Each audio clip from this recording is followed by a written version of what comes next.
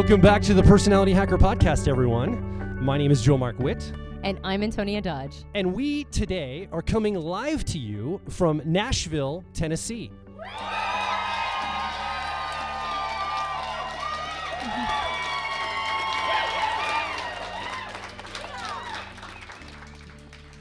And when I say live, I mean live recorded. We're like not broadcasting live, but we have this incredible audience here that has come from all over. I mean, it's far away from Turkey. We have people here from the UK, California, Georgia, all over the United States. I don't think we have any Canadians come, but that's okay. We'll get them next time. We're glad everyone's here, and we thought we would create a podcast experience with everyone that is present. So one of the things that we can do is go right to some questions that people might have today, because we want to curate some of this. We did an online survey on YouTube where we asked people, what would you like to talk about? Would you like to have us curate a conversation in Nashville around personality types and careers?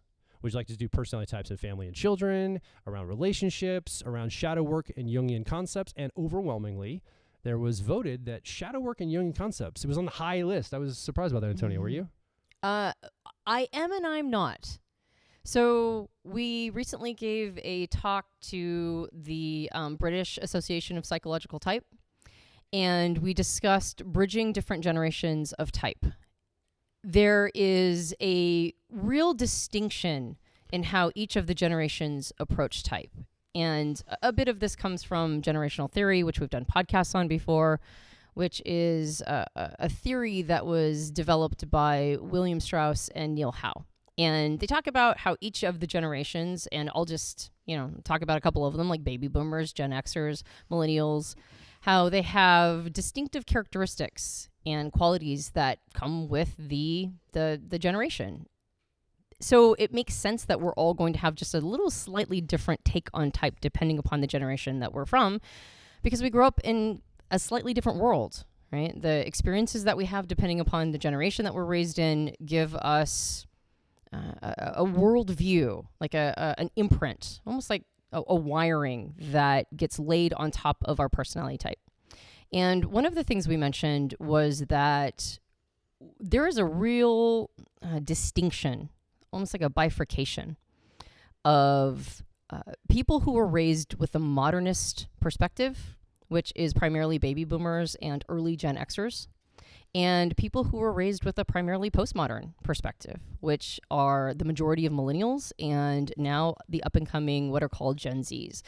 Who knows if that'll stick? My guess is that it will. And depending upon the worldview you grew up with, there's going to be assumptions that we make about what it is that we need, want, must have, and how we create a relationship to type. So older generations with a more modernist perspective, they have a tendency to be a little bit more careful, more professional, right? They have a tendency to have some class and are very focused on application. But the thing that got sacrificed in application is depth, right? There was a lot of career coaching that happened during that time period, and that meant that they just weren't going to go as far down the rabbit's hole, because the assumption is that businesses don't really want all of that information. Gen Xers got a hold of type and they did what they do. They started hacking it, right? They started merging technology with type and trying to figure out ways to scale it and continue to develop it. One of the examples of this would be our friend Dr. Dario Nardi, who has been doing research with EEG machines and how our brains operate and sort of show up with our circuitry depending upon our personality types and how we're using different functions. And that's, of course, the basis of subtypes that we've been recently talking about in our career podcasts. And then millennials got a hold of it. And millennials, they want depth, all right? And one of the reasons is that in a postmodern world, we don't have a single stream of information. We don't have like a one set of encyclopedias. We have the internet, which gives us all the information. So millennials, they got hungry for that information and they want depth. The challenge is that they also come from a very academic, what should I say here? Academic propaganda about how they have to go be as educated as humanly possible in order to succeed. And it's worked out for some, but not all. And they bring that desire for academia, but also to have the right answer. And so millennials have a relationship to type that looks more like conversation, discussion, consensus, 4-hour conversations on the internet about what extroverted thinking is. Discovery. Right? Discovery. Yeah. And so they have a real desire for depth. And we were talking about bridging these different generations is looking for some organizing principle that will feed the need for boomers' desire for application, right? The Gen X desire for further discovery and scaling, and the millennial desire for depth and to really personalize it, to really understand the self using these functions or type as a tool.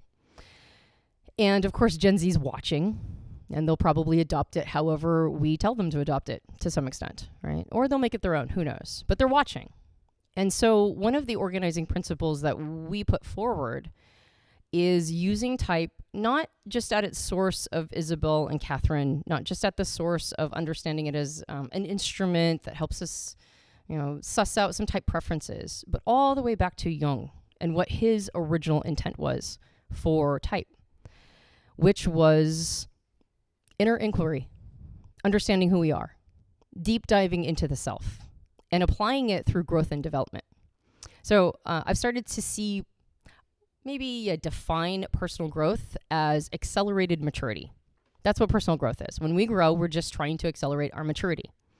And some of us grow because we've been slapped around by life a little bit and realize we're behind, and that accelerated maturity is for us to catch up. And sometimes we get bit by a bug and we can't stop, and we catch up, and then we keep going further and we keep going further, which is why, as we talked about today at our Personality Life Path program, personal growth is a lonely path. Because pretty soon you're outpacing other people in maturity, right? It's hard to find peers. It's hard to find people who can talk about the same things that you want to talk about. But type gives us a really interesting access to not just accelerating our maturity and growing as people, but it also gives us a capacity to see the things about ourselves that we really would prefer to never have reflected back to us. And that's the content and material that lives in the shadow. And that's what people are hungry for. They want concepts around shadow. They want to go deeper. They want to understand it. But the challenge is that it can't be theoretical. This is bridging the concept of generation and type. It has to be applied. And when one applies type and understands shadow work, there is a whole world that opens up. This was Jung's original purpose. He wrote psychological types after basically a midlife crisis. He wrote it because it was an understanding and awareness that he came to when what he was working with wasn't working anymore. And what shadow work does for us, or can do, if we don't see it as theory, if we see it as application, it can help us diagnose things that set us up for a much better conclusion to our life. So the conclusion being, at around midlife, I suspect, and I don't know this to be true, so don't write any of this down, okay? But we have an opportunity that opens up, almost like when we're young. And we understand early childhood development through circuits that open up, and then we get imprinted with certain ideas, and we carry those throughout our lives. And there's certain moments of maturation, like we're ready for potty training at a certain point. We're ready to, go out and discover the world. We hit puberty. There's all sorts of things that develop. But most people don't talk about midlife. And midlife, I suspect, has its own circuit that opens up. It's another growth opportunity that presents itself. And we have a choice. Jung called this the choice between one-sidedness and individuation. One-sidedness is we double down on more of what we've been doing. We go, nope, I've figured it out, right? I'm me, and I'm going to keep doing the thing that got me here, and I'm going to keep doubling down whether or not it's causing any problems. And if it is causing problems, I'm not going to look at that directly, and I'm going to say it's everybody else's fault, and I'm just going to keep riding that hard. And those are the people we talk to who at the end of their lives feel very two-dimensional, right? Almost like, I remember you were more with it when you were younger, right? Like it seemed like you were more sort of fleshed out as a person, but at the end of your life, you're sort of becoming a cardboard cutout version of yourself, almost two-dimensional. I remember this with my grandparents. I remember seeing them and watching them close down things they had opened 10 years before. Mm-hmm. And sometimes I fear that's going to happen to me or my parents. Like, I hope they don't lose the things that they were attuned to, part of the personal growth stuff that they had done, or the ways they've become later in life. I think it's a big fear of mine. Mm-hmm. And one of the reasons I do personal growth. Mm-hmm. Yeah. So that's one path. Another path is the path of individuation. Individuation just means, I mean, if you break it down, in means not, and individuation means divided, not divided. We can go down the path of understanding who we are in a complete picture. Jung called it whole self.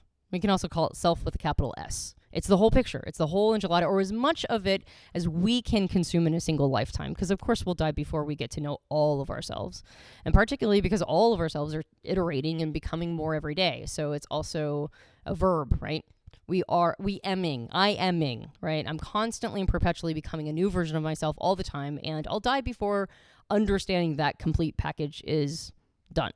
But that's okay, right? But we can get as far as possible down that road of bring all of that self in.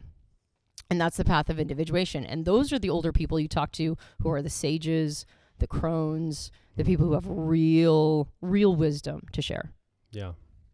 So we're here together to curate a live podcast experience. We set the tone with the shadow, talking about Jungian shadow stuff. Man, that's heavy right out of the gate, right? It's like, came here to have fun in Nashville, and we had this big cheer, and now we're talking about... Jesus, end of life, two-dimensional. That's some pretty heavy stuff. But let's see if we can find some practical ways to engage with this. I know there were some people who had questions earlier around some of these things. I was probably supposed to make a list and remember who was in what order, but we're just going to freeform this. We're going to make this up as we go. I have 2 microphones ready for you to be part. You know, we always talk about here at Personality Hacker, at the end of a podcast, you probably heard me say 1,000,000 times, or at least 487 times, or something like that, roughly at the time of this recording. Hey, we're at the end of the podcast. You've been hearing the conversation. It's only been myself and Antonia. We don't have a third microphone, but we do want to hear from you, and I give you instruction to go over and leave a comment. Well, you're here with us live, so why not actually have a third and even a fourth? I got real radical, a 4th microphone tonight. So we have way more options for both sides of the room for us to be able to go into some questions around some of this. So I know right here, I think you had something, right before we started, we kind of got a little bit of a curation before we started to get a sense of what people want to talk about. And you had something that's probably going to piggyback right off of her from definitional. So why don't we hand him the microphone and or bring the microphone to him. What's your name, sir? John. And where are you from, John? Portland, Oregon. Portland, Oregon. Thank you for being here tonight. So what is your best fit type preferences? I'm an ENTP. ENTP. Okay. Could you frame the question in a way that would help land it for you? Yeah, the question was, online I've seen people talk about shadow functions in different ways. So just a basic understanding of what Jung meant by that and what that actually is, if we're talking about it, would be really helpful. All right, great. So Jung didn't talk about shadow functions. He talked about our shadow. And our shadow is effectively, there's a little bit, it's controversial, all right, even amongst Jungian psychotherapists and people in that whole world. But the school of thought that I subscribe to, the one that I think is the most helpful, is that the shadow is basically the unconscious. Right? It's anything we don't want to look at. And it doesn't have to be all bad material. It can be good stuff. It's just whatever it is that we don't want to face for some reason. And so the shadow is separate from shadow functions as far as Jung was concerned. That said, Dr. John Beebe, who is like 1 degree of separation from Carl Jung, meaning that he studied with people who studied with Jung. And John Beebe has a lifetime of work, which is pretty spectacular, actually. And I totally poo-pooed and did not take seriously until I fully understood it. And it required us doing private coaching with John and just going, what is this thing you're talking about? Tell me more. And it was his theory. He calls it the 8-function model or 8-function theory, that indicates that the shadow functions are the functions that he describes as ego-dystonic. Okay, so there's ego-syntonic functions and ego-dystonic functions. Ego-syntonic functions are all of the functions we identify with. So that would be the first 4. They're technically called the dominant, the auxiliary, the tertiary, and the inferior. We call them in the car model the driver, the co-pilot, the 10-year-old, and the 3-year-old. And you could just call them 1, 2, 3, 4. All right. So there are 4 more functions, right? So what do we do with those guys? And I always thought, well, it's a mixed bag, right? Depends on who you're raised by and whether or not you have an association or awareness with that. And I do think that that's still true to some extent. But the shadow functions, according to John's model, is functions 5 through 8 are the same as functions 1 through 4, but with an opposite attitude. So the attitude is whether or not a function is pointed outward and is extroverted or inward and is introverted. So you take your 4 functions of whatever your personality type is, and then you just reverse the attitude, and those are your shadow functions. Or ego-dystonic, meaning that I don't really identify with those, right? When I hear them described, I'm like, yeah, that's somebody else's thing. That's not mine. That's really what that means. Ego-Dystonic. It's a really cool sounding word, though. So I like to use it a lot because it makes me feel smart. So what does that mean? It means that our relationship to these functions are unconscious for us. They're in the shadow. And when they come up for us, maybe it's a moment of like, oh, that was interesting, or that's not really how I usually operate, or maybe we're just not watching it at all. And our 4 shadow functions can be triggered in 2 different contexts. The first one is when somebody else is using it and it rubs us the wrong way and we have a reaction to it. So that's the first. The second is when we have that part of us called up and it takes on a certain energy. Now, in John's model, it's not just that they're in the shadow and unconscious. All 8 functions take on an archetypal energy. And the archetypal energies are, if that's interesting to you, I can say them. Okay. Oh, he's an ENTP. He wants all the data. Give me all the information. Info. It's like, just give it to me. Right. Just feed me the information. All right. Stop me if you've heard it. Okay. So the archetypal energies are as follows. The first function, the dominant, is the hero function. What does that mean to have a hero function? It means you think it's the right tool for all the jobs. Right? It's the conquering hero. It's the function you identify with the most. It is the thing that you believe is always the right solution. Right? And when it's not, you're super surprised and think everybody else is dumb and stupid for not understanding that this is clearly the right solution. Right? But it doesn't like to get its hands dirty. Right? Because it's the function we most identify with, so it doesn't want to do any of the dirty jobs. It just wants to come in like a white knight and save the day. Right? It's got a little flapping cape, and it's like it just wants to do all the things, but it doesn't really want to mar up its white gloves. Okay? Because we don't want to see ourselves this way. That's why it's our ego. We want to see ourselves as super awesome and never doing the wrong thing and always moral and upright, except for that one time that I did that one thing, but that we don't talk about that, right? Our ego wants to see us as the best. And so our first function, the one that we identify with the most, that's the best. That's the best because I'm the best, and that is always the best, and it always does the best thing. The second function, the auxiliary, or what we call the co-pilot, is a parent function. Okay? And that means that we instinctively use it in behalf of other people. Our catchphrase, if Personality Hacker had a catchphrase, it would be, develop the co-pilot, work on the co-pilot, develop your auxiliary function. And another way of saying it is use that not just in behalf of other people, but self-parent with this function. Use it in behalf of yourself because it is instinctively being called upon for other people. Now use it for you. Have a personal relationship to it. And you can see this, all of you who have, say, intuition as a second function, right? All the INPs and ENJs. Somebody else comes up to you and goes, I just can't figure out what I'm supposed to do with my life. And you're like, well, I know. I immediately have a whole vision for you and a whole plan, right?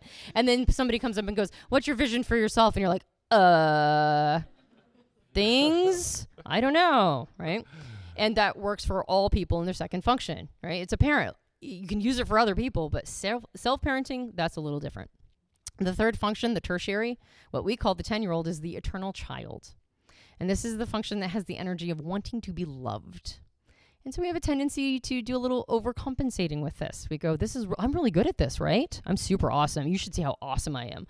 And it's the equivalent to showing toys to guests when they come over to your parents' house. You're like, this is the coolest thing, right? It's a Lincoln Log house and I totally built it. It's awesome, right? And the person's like, yeah, it's a good job. I like your Lincoln Logs. And that's our relationship to our 10-year-old, our tertiary function, right? We're showing everybody how awesome we are at it. The fourth function is what's called the anima or animus. This gets a little crazier. And I think earlier we also had a question of, can you say more about how that's the gateway to the shadow? Well, John would slap my hand if I said that. John would say, it's the gateway to the unconscious. And I'm like, but the unconscious is the shadow. So I go ahead and use it interchangeably, but he takes umbrage to that, and I have no idea why. John, tell me why. So the reason why this is a gateway to our unconscious or to our shadow functions is because this is the first time we enter a space where we are deeply uncertain. Our third function, we're uncertain, but as long as somebody gives us a head pat, we go, okay, I did that okay. We get to the fourth function, and now we're deeply uncertain. It doesn't matter how many times people say we did a good job in that, we're still a little uncertain. I call it the did I leave the iron on phenomena. Like when you leave the house, maybe you have an appointment 60 minutes away. You drove 55 minutes, you're 5 minutes away from it, and you go, oh crap, did I leave the iron on? Well, you have the option to drive all the way back home, or you can just go, hope the house doesn't burn down. And that's kind of our relationship with our fourth function, right? It's always unsettling. We're always a little uncertain about it, even if we're good at it, even if we've developed it, even if we would say maybe have some sophistication. We're still a little uncertain. Well, not a little. We're actually deeply uncertain. And that uncertainty and an ability to make peace with it, because as humans, when we're uncertain, we take that as a red flag. We assume something is wrong because we feel uncertain, right? And so we go, well, that must be a bad thing. So I'm just not even gonna look at that. But we really need to, with that fourth function, we need to be able to hang with that uncertainty. Hanging with the uncertainty is how we integrate it. And that means not only do we have to hang with the uncertainty, but we have to hang with the fact that part of us that is ego-syntonic, meaning that we know this is a part of who we are. We have to hang with that. It's never going to be awesome. It's never going to be a hero. It's never going to conquer anything. It's just going to be a thing that we have to contend with all the time for the rest of our lives. And that gives us modesty. And modesty and humility, that's the toll we pay to the toll booth on the other side of the shadow, right? That's why it's the bridge, is that we have to pay with making peace with uncertainty. And if we can do that, then we get access to the unconscious, because the unconscious is nothing but uncertainty.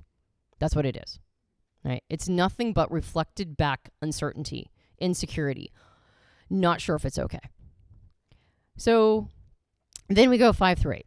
The fifth function is, and you can almost see, just like they are the opposite attitude, you could also see them as mirror reflections of the first 4. If you see the first 4 as maybe different degrees of uncertainty, the first function, it's overconfident, right? And you know this because have somebody try to insult you using your first function. They can't do it, all right? If somebody's like, your pattern recognition is terrible, Antonia, and you're really bad at like connecting the dots, I'd be like, okay, that's whatever you're talking about for you. Right. Have anybody try to insult you in your first function? It can't. You go, you're an idiot, right? The second function, if somebody insults you, go, that's fair. All right, like, I got some work to do on that. But when you perform it well, you go, yeah, I performed that well. You have a sense of certainty. It's a modest sense of certainty, but it's still certainty. When you get to the third function, you're uncertain and you're looking for the head pats. You need somebody else to tell you did a good job. But once they do, you go, okay. When you get to the fourth one, you're deeply uncertain. And that same sense of certainty follows into the shadow.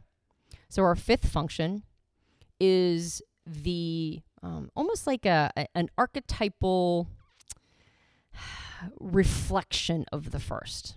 Jung calls it the opposing personality, and he meant that to reflect in psychology oppositional personality disorder. That's why he originally called it that.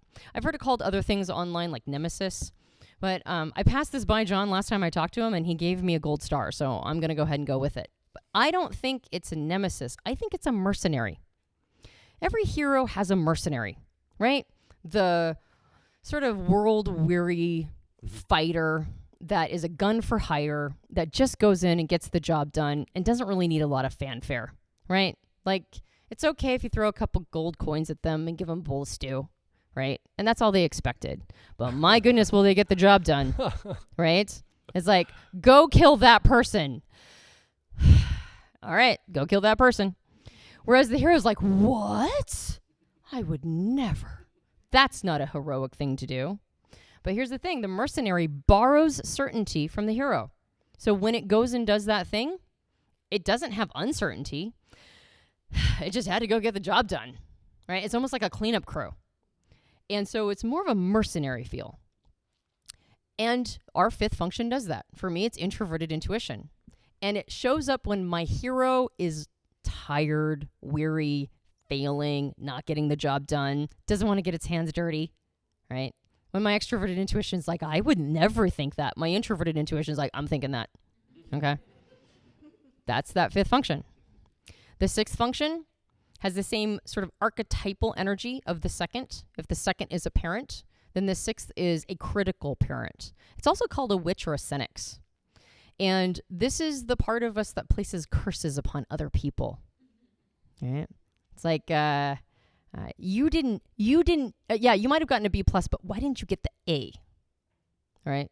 And it's like, you should have done better. It's like a critical piece. And then if it gets mad enough, it's like, I curse thee so that you may never get A's ever again. Right? It's got this like vindictive quality to it. But it also has the same certainty of the parent. So it doesn't really question itself very much. It just usually gets called up when there's not something to be taken care of, but a person who has wronged you, crossed you, right? And by the way, these shadow archetypal energies, they sound like bad news, but we have to have them because the world doesn't play fair, right? People cross us all the time. They do nasty things to us. They put us in terrible situations. What, our hero who doesn't want to get its hands dirty is supposed to handle all of that? Right? We're always supposed to do the good thing all the time, always? Or do we have to play dirty sometimes? And that's why the shadow is available. But we don't want to see that about ourselves because we're upstanding people. But that shadow is there ready to have our back. Right? The seventh function is the archetypal antidote to the third function. If the third function is a child, the seventh function is a trickster, which is also a child energy. But as opposed to looking for head pats, it doesn't think it's ever going to get approval, so it's sneaky. All right? It's a sneaky little energy. John calls it undermining and putting us in double binds. It's the part of us that creates lose-lose situations, or at least things that don't feel like we can really get out of them. It's like a finger trap. And you'll have to figure out how that works in your life. But my goodness, my introverted feeling has put me in some double binds that took a long time to get out of. We actually culturally codify this as a Western culture. The holiday of Halloween, we actually embody the trickster energy. When a child goes up to a house to ask for candy, what do they say? They put the person in a double bind by saying, you either give me a treat or I'll play a trick on you. Now, we don't actually play tricks as much in our culture. It's more of a affectation of it. But that is trickster energy that we've created an entire holiday around. Trick or treat. We create a double bind for the person on the other side. Mm-hmm. And so this archetypal energy shows up there celebrated, but in our lives, we have double binds all over the place. We've either created for ourselves or others have created for us. Exactly. And it's an important energy, by the way. All right? It actually has our back a lot. And then finally, you have the eighth function, which is sort of a mirror of the fourth. Now, the fourth is called the anima or animus. And this is the opposite gender that you identify with. This is that energy. And the fourth function, I didn't really talk about it, but it's like it's the part of ourselves that we have a hard time really understanding, but is still incredibly important. We can't ever fully create a relationship with it like this, because it's never going to perfectly seamlessly integrate with our first function. It just doesn't. They're polarity opposites. They're not the same, right? They have opposite agendas. They have opposite things they're looking for, but they're also two sides of the same coin. So integrating that fourth function is understanding that it is the opposite of how we see ourselves, and yet it is us. The eighth function also has a dualistic personality. It's very Janus-like. John calls it the demon/daemon. Now, a demon, as John mentions, is evilly undermining. And this is a function that evilly undermines us, right? And it puts us in terrible situations. It puts other people in terrible situations, and it needs to sometimes, and then sometimes it does it needlessly. But it also has a daemon quality. Daemon was a creature that was half god, half human, and was considered an access point to the divine. So this 8th function can be evilly undermining, or it can be an access point to the divine, interestingly enough. And John's speculation is that we, in the first half of our life, can have either a demon or daemon relationship with it, and the second half of our life will have the opposite relationship to it. So sometimes we don't even have to worry about the 8th function for like the first half of our life. We're like, I don't even know what you're talking about. I have a perfectly fine relationship with our 8th function. And midlife hits, and all of a sudden it's like, why isn't this working anymore? Or vice versa. Struggle.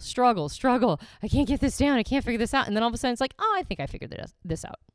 Right? And so it's kind of a similar dualistic quality. And it is also deeply uncertain. It has the same quality of deep uncertainty as our 4th function. So what is the shadow? The shadow is the part of us that has our back, just like a mercenary would have a hero's back. Just like the critical parent plays the bad cop to the good cop of the nurturing parent. Just like the trickster is sneaky and has the child that just wants to be loved all the time, but maybe is in a bad situation and needs somebody to be have a trickster energy to get it out of a bind. And just like there's a part of us that has a demon and daemonic quality, there's also a resonance with the anima or animus, which is also a dualistic character or feeling. So the shadow is effectively the part of us that has our back when we don't want to see that we're capable of doing things that meet reality where reality is at. When reality does terrible things to us, there's a part of us that's willing to fight dirty. But we put all of that in the shadow because we don't want to see ourselves that way. And Jung did say that the shadow can only be understood when it's reflected back by another psyche. It's a psyche to psyche experience. So our shadow, we can't access on our own. We just can't. It has to be reflected back to us. And when it's reflected back to us, it's incredibly important what we do with that. Because the first thing, the instinct, is to say, the person reflecting the shadow back, you're the problem. You're at fault. Reflecting it back means that you just did something to me. Or if we do sufficient work, particularly our 4th function, where we're willing to see, oh yeah, I have weaknesses. I have things that aren't great. I have parts of myself that I'm actually never going to be anything other than deeply uncertain. If we can pay the toll of uncertainty to cross that bridge, then we can, when we have our shadow reflected back to us, we can go, yep, that's me. That's me. I do that. Right? I do that. And then we have access to whole self. Right? And you can tell when somebody's done this work, as John said, you didn't ask this, but I'm going to add it anyway. John said that when we do shadow work, the first thing people tell is our persona changes. So our persona is the access point that we allow other people in society, right? Our persona doesn't have to be a fake mask. It can just be a slice of ourselves that we're allowing other people to see. It's our interface. Now, when you have a perfectly curated persona, right, and you're constantly adjusting it and making sure that people only see just exactly what you want them to see, that's when our persona becomes a problem. In fact, it's such a heavy lift because we're doing that since we're afraid people are going to see all that shadow material behind us. And we're hiding it from ourselves, much less them, so they can only see this pristine persona. But when we do shadow work, we make peace with our shadow, we make peace with our 4th function, we just kind of rest into it and go, yeah, that's me too. The tell is that our persona relaxes. We have a lot more flexibility and a lot more capacity for people to see the real us. We give them an access point that's a little bit more fleshed out, a little bit more real, a little bit more authentic. And those two things, they sort of counterbalance each other. So if a person has a really pristine, curated persona, they probably have a very heavy, ignored shadow. And if they have a chill vibe, authentic interface, more of a relaxed persona, they're probably making peace with all that content that they would rather not see, but they're doing it anyway. So that's our shadow. Yeah.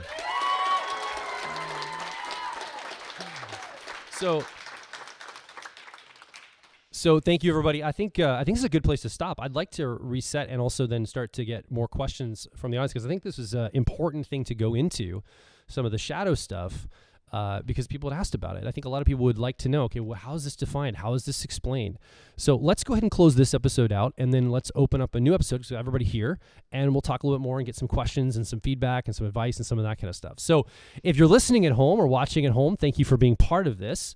Now it's your turn. You are not here in Nashville with us. You haven't been able to share on the microphone, but you can come over to our website, personalityhacker.com, and directly below this episode, leave a comment, ask a question, or more importantly, share your story. Stories are amazing because they're compressed experiences you can share with us and other people that we can hear what your experience was. So come over, make your voice heard at personalityhacker.com.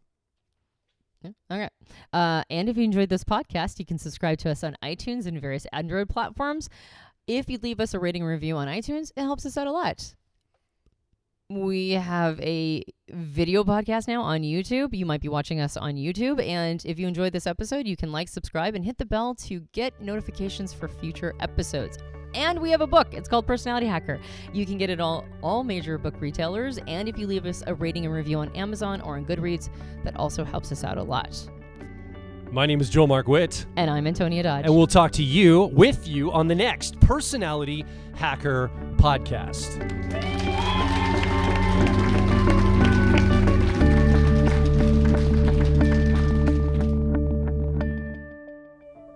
Hey, it's Joel from Personality Hacker.